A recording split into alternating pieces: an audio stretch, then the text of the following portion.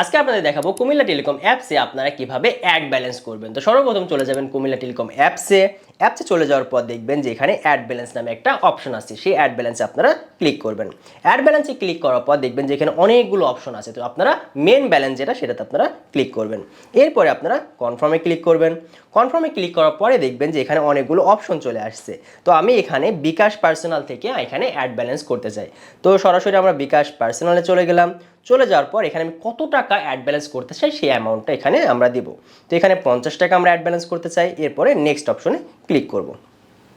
Next অপশনে click করার পর দেখেন এখানে কিন্তু একটা বক্স চলে আসছে। বক্সে এখানে দেখেন লেখা আছে ইন্টার ট্রানজ্যাকশন আইডি, বাট এই ট্রানজ্যাকশন আইডিটা আমরা কোথায় পাবো? এটা পাবো আমরা বিকাশ অ্যাপস থেকে। তো এখানে দেখুন একটা নাম্বার আছে, প্রাপক নাম্বার হিসাবে এই নাম্বারটি লিখুন। সো এই নাম্বারটাতে আমাদের টাকা পাঠাইতে হবে, আমরা যে 50 টাকা অ্যাড ব্যালেন্স করবো সেটা পাঠাইতে হবে। তো এই নাম্বারটা কপি করার জন্য এখানে দেখুন জাস্ট একটা ক্লিক করলে এখানে কপি হয়ে যাবে এবং উপরে দেখাচ্ছে কপিড। এখন আমরা চলে যাব বিকাশ অ্যাপসে। তো বিকাশ অ্যাপসে আমরা এখন চলে গেলাম। চলে যাওয়ার পর যে নাম্বারটা আমরা কপি করলাম ওই নাম্বারে কিন্তু আমাদের টাকা পাঠাইতে হবে। পাঠানোর জন্য আমরা যেহেতু পার্সোনাল নাম্বারে পাঠাবো, সো আমরা এখানে সেন্ড মানি যে অপশন আছে সেটাতে ক্লিক করব। সেন্ড মানি অপশনে ক্লিক করলাম। ক্লিক করার পর এখানে আমরা পেস্ট করব একটা নাম্বার, যে নাম্বারটা আমরা কপি করেছিলাম সেই নাম্বারটা পেস্ট করার পর আমরা নেক্সট অপশনে ক্লিক করব। এবার আমরা আবার এখানে যে অ্যামাউন্টটা আমরা দিতে চাই সেই অ্যামাউন্টটা এখানে দিয়ে দিব। 50 টাকা আমরা দিতে চাই, 50 টাকা দিয়ে দিলাম। এবার আমরা নেক্সট অপশনে ক্লিক করলাম। এবার আমরা আমাদের পিন নাম্বারটা এখানে দিয়ে দেব। তো আমরা আমাদের পিন নাম্বারটা এখানে দিয়ে দিলাম।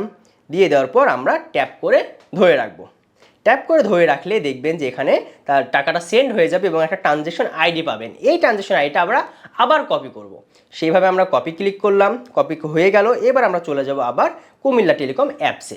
এখানে যে নাম্বারটা এখানে আমরা পেস্ট করে ধরে রাখবো। চাপ দিয়ে ধরে রাখলে এখানে পেস্ট অপশন আসবে, এখানে আমরা পেস্ট করে দেব। এবার আমরা ভেরিফাই ক্লিক করব। ভেরিফাই ক্লিক করলে দেখবেন যে আপনার এই যে পেমেন্ট রিসিপ্ট 50 টাকা আপনার অ্যাড ব্যালেন্স হয়ে গেল। এইবার আপনার তো অ্যাড ব্যালেন্স হয়ে গেল। অ্যাড ব্যালেন্সে আপনি দেখবেন কীভাবে, এখানে ট্যাপ ফর ব্যালেন্সে ক্লিক করলে আপনার যে 50 টাকা মেন ব্যালেন্স সেটা চলে আসলো।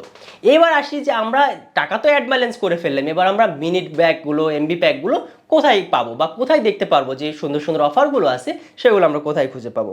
নিচের অপশনে চলে যাবেন। চলে যেয়ে দেখবেন যে রিসার্চ অপশন লেখা আছে। এখানে রিসার্চ অপশনে ক্লিক করব। ক্লিক করার পর এখানে ড্রাইভ অপশন আছে, এই ড্রাইভ অপশনে ক্লিক করব। ড্রাইভ অপশনে ক্লিক করার পর আমরা দেখবেন যে আপনার যতগুলো সিমের অপারেটর আছে সবগুলোর এখানে লোগো দেওয়া আছে।